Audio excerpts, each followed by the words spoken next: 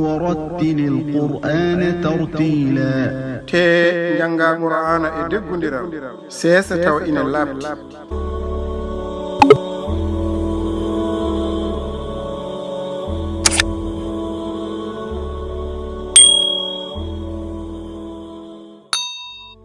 إن يوم الفصل ميقاتهم أجمعين tigina nyalngu cerndigu woni tumare mabbe kambe kala يوم لا يغني مولا عن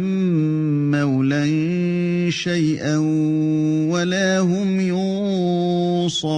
ينصرون nyande jillitodo nafata jillitido mum hay hunde wana kadi abe paabe إلا من رحم الله إنه هو العزيز الرحيم so wana mo Allah yurmi tigi kanko woni teddudo jurmotodo o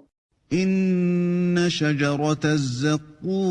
الزقوم tigine lek zaqum darbogel طعام الأثيم wonata ko nyamri bakko dinobe be كالمهل يغلي في البطون andi wayno taynande jaka andi fasa nder deedi كغلي الحميم hono pasgol nguldam خذوه فاعتلوه إلى سواء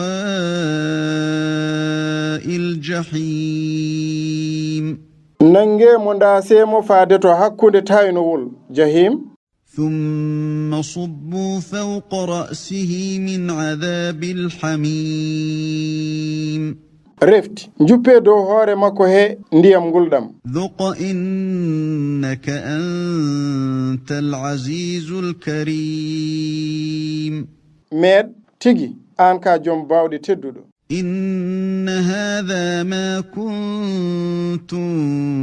به تمترون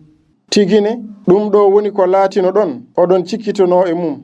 إن المتقين في مقام أمين